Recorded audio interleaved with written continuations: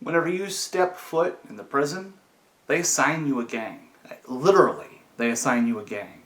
The administration asks you a couple of questions, what ethnicity you are, where you're from, and they put information in your paperwork as to what gang you will be joining if you're not already in one. For instance, I was a white guy. I was white is what my ethnicity was listed as.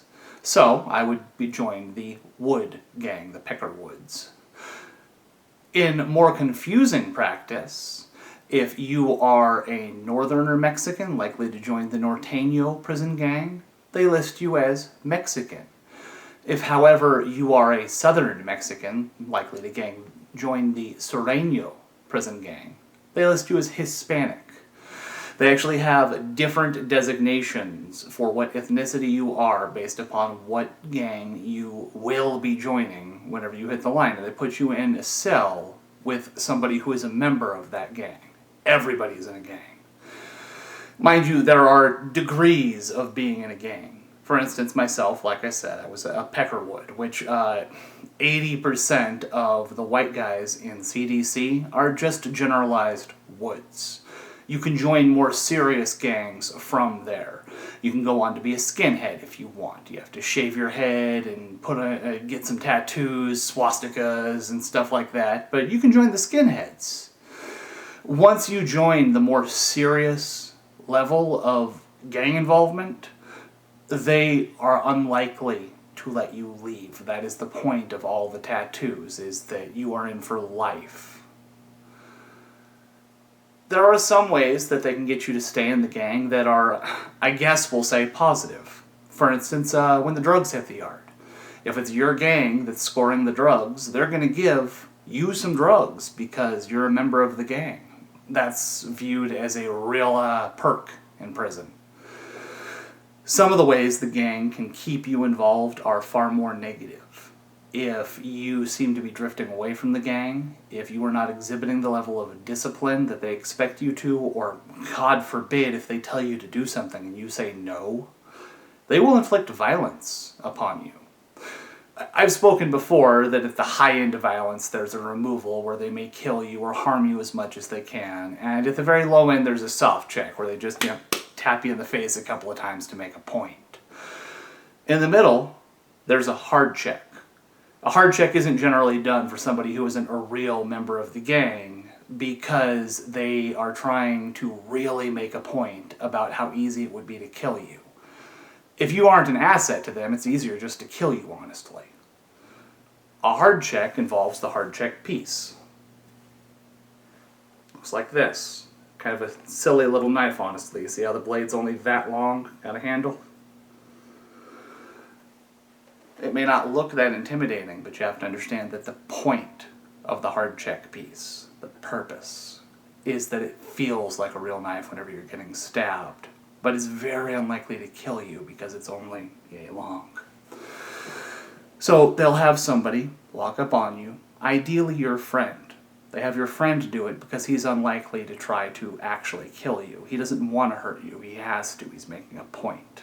And your guard will be down. He's your friend. Whenever your friend shakes your hand, you're not expecting him to pull you in and start stabbing you. But that's exactly what they'll do.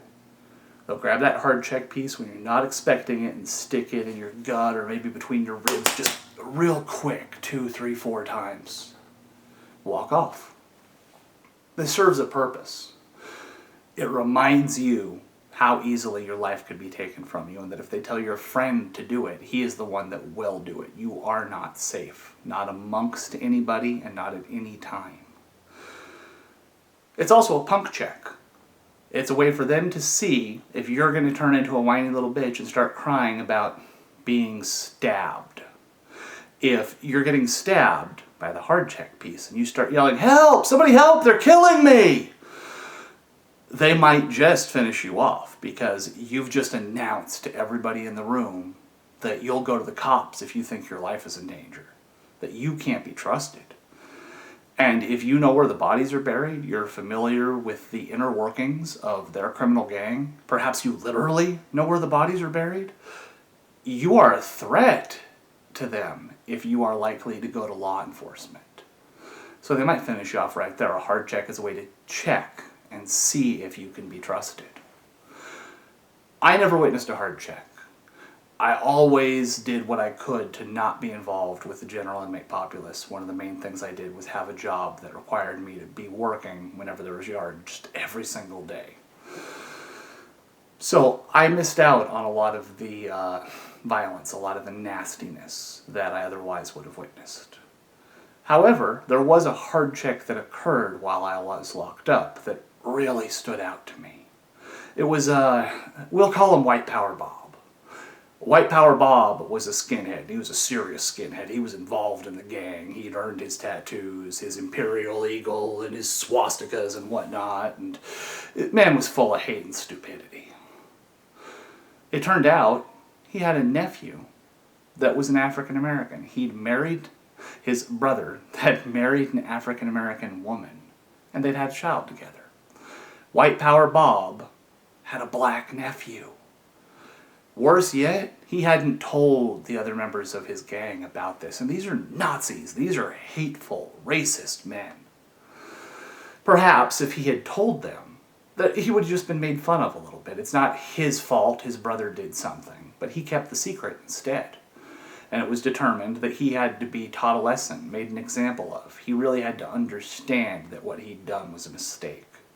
So once it became known that he was messing up, it was his good friend was walking laps with him and found a spot where the cops were unlikely to see him and grabbed that hard check piece and just real quick, right between his ribs twice, walked off. White Power Bob's leaking. I mean, you think he got stabbed. He had to be terrified, thought he was being murdered. And he fought back a little, but he didn't yell for help. Because it's just a hard check, right? And that's the other purpose of the hard check, is that when you are getting stabbed, you take it like a man and keep your mouth shut. You die quiet. That's the goal. That your gang members can kill you and you don't call for help. And you might just cooperate with that because maybe it's just a hard check. That's how sinister, evil, some of the rules in prison are. Some of the rules that the gangs come up with in prison are. This isn't a coincidence that the hard check does all these things and makes them so much more powerful. They do it on purpose. It's a way of keeping their members in line. I feel like I'm stating something that's just redundant. I'm saying the sky is blue or the grass is green, but it needs to be said.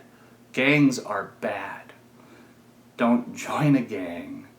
If you're in a gang, for the love of God, find a way out. They will use you up. That's what gangs do. It's really what they're for. Is they take young, impressionable people and they take everything they have. They take their morality, their decency.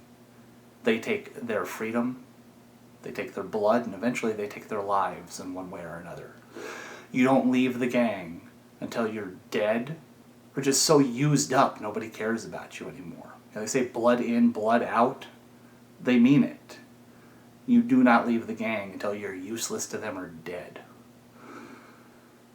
If you go to prison, you don't have a choice. The administration assigns you a gang when you walk in the door, as absurd as that concept is. Out here we do have a choice. I want nothing to do with gangs for the rest of my life, and you should make the same choice. Do not join a gang. If you're in a gang,